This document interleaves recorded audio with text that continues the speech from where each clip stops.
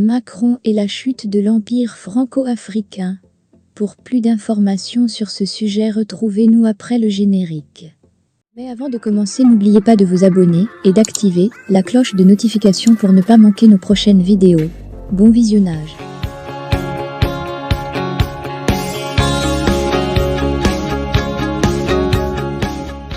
L'actuel locataire de l'Élysée s'est avéré être le résidu de la matrice coloniale, dans un corps pourtant jeune voulant coûte que coûte maintenir l'Afrique dans les liens du mariage colonial. Arrivé à l'Élysée à moins de 40 ans, le chef de l'État français a bluffé tout son monde, notamment les Africains qui ont cru qu'un jeune président ne se comporterait pas comme un vieux gaulliste, vieux colonial décati, incapable de voir l'Afrique autrement que sous l'œil des maîtres à esclaves. Il devait donc aller dans le sens de la nouvelle histoire africaine, qui s'écrivait depuis quelques décennies. Plus de tutelle militaire, plus de chaînes monétaires, qu'est le CFA, plus de lobby politique ni de monopoles économiques, plus de petits copains de présidents africains, qu'on convoque annuellement à l'Élysée pour une dictée des désirs, mandataire des oligarques hexagonaux, dont il est en réalité le garçon de course. Mais Macron s'est avéré être le résidu de la matrice coloniale, dans un corps pourtant jeune voulant coûte que coûte, son fameux quoi qu'il en coûte, maintenir l'Afrique dans les liens du mariage colonial. Il a houspillé des chefs d'État devant leurs étudiants, chez eux. Il a convoqué leur jeunesse et une certaine société civile à Montpellier, pour discuter de France-Afrique et des problèmes africains à l'insu des chefs d'États africains qui, en réalité, ont été contraints de faire, comme on dit, contre mauvaise fortune bon cœur, et cela, avec le coaching d'une vieille intelligentsia africaine mixée, née en France ou étudiants devenus start-upers, ayant leurs entrées dans certains cercles de la nouvelle galerie macronienne.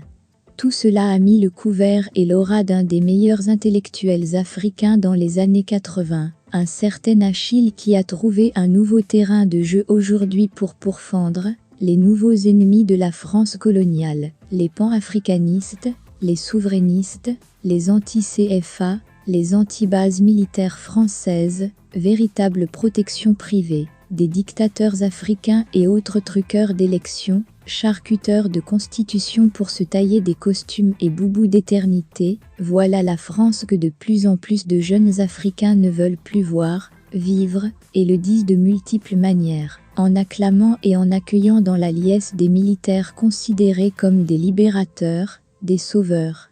En réalité, ce que Macron et ses réseaux France-africains quasi mafieux ignorent, c'est que ces coups d'État en Afrique, d'abord en Afrique de l'Ouest, et maintenant en Afrique centrale, témoignent de la compréhension par la jeunesse de la démocratie avariée qui leur est vendue, des politico-variables très intéressés. Avec leurs lunettes et loupes unidirectionnelles, Macron et ceux dont il sert les intérêts, les riches comme le dit une bonne frange de Français, dont les gilets jaunes et autres insoumis, n'ont pas vu le symbole représenté par les nouveaux barbares et autres russophones, cette Russie qui leur fout la trouille depuis des siècles. La jeunesse africaine veut respirer en prenant son destin en main, en disposant, contrôlant ses ressources naturelles. Ils souhaitent de nouvelles conventions équitables, ils veulent battre et disposer de leur monnaie, pouvoir choisir leurs dirigeants, sans que vous leur indiquiez lesquels sont de vos choix, sans que votre communauté internationale soit la seule juge de ce qui est bon ou mauvais pour nous autres, éternels nègres dociles, le dos et l'échine courbée. Oui, vous Macron et vos nouveaux gourous et conseillers afrimanqués, le chef du mouvement indépendantiste casamançais MFDC, l'abbé Augustin Diamacoune, qualifiait les cadres casamançais opposés à l'indépendance de la Casamance, de Casamanquais, n'avaient pas compris que désormais, la majorité de l'opinion publique africaine ne considère pas les militaires comme de la simple chair à canon cantonnés à récurer leurs armes dans les casernes et à la frontière. Ils sont aussi citoyens et membres à part entière du grand corps hybride appelé peuple.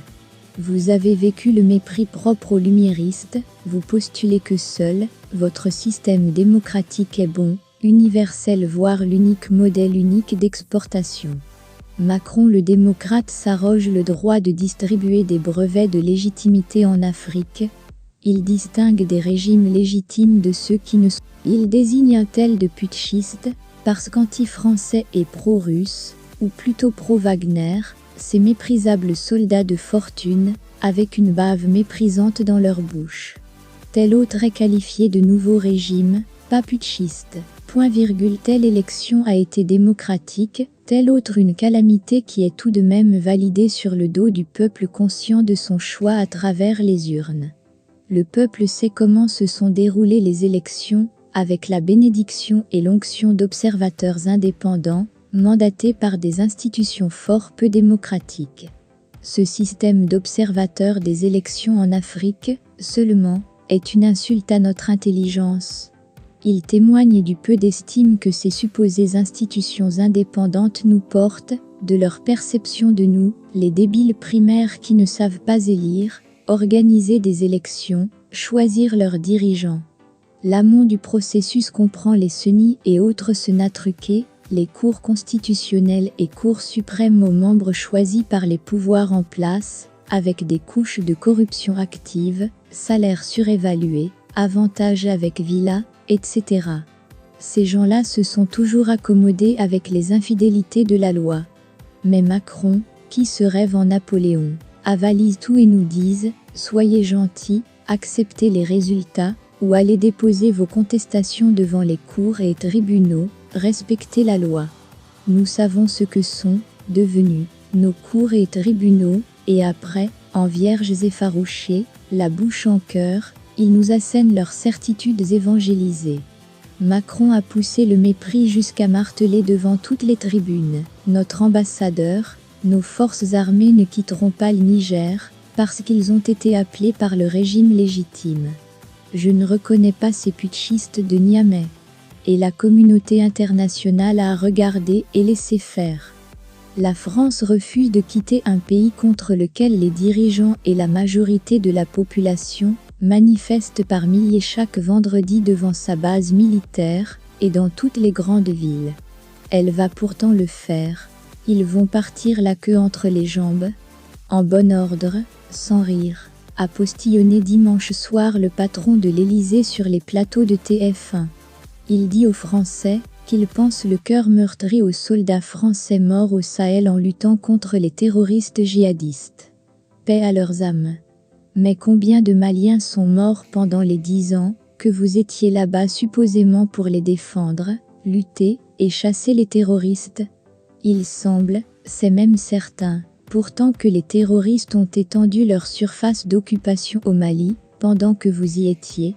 Ils ont envahi certaines régions du Burkina, fait des incursions meurtrières en Côte d'Ivoire et des raids mortels dans un parc béninois. Où étiez-vous donc? Où étaient vos milliers de soldats? Les Maliens ironisent du reste, avec leurs moyens d'observation, qui peuvent lire la plaque d'immatriculation d'une voiture. Ils n'ont pas pu voir des colonnes de picus et de moutons de terroristes se déplacer, entrer dans des villages, tuer et piller. Oui, président Macron, où était votre armée et ses gadgets? La France impériale de Macron a réussi le tour de force de vassaliser nos institutions régionales, la CEDEAO, l'UA, l'UMOA, et même l'ONU tellement gangrenée par l'interventionnisme français que ce dernier lui dicte, qui représente l'État du Niger. C'est-à-dire les Habans corrompus mis en retraite anticipée, avant qu'ils ne précipitent le pays dans les bras des terroristes, comme vous l'avez laissé faire au Mali et au Burkina. Cette situation, nos institutions régionales et sous-régionales, comme cheval de Troie et bras armés des derniers vestiges de l'Empire France-Afrique, fera l'objet d'autres articles. En attendant, malgré les mensonges de Macron, on ne boude pas notre plaisir de voir enfin la France retrouver ses esprits, et peut-être aussi l'esprit de 1789.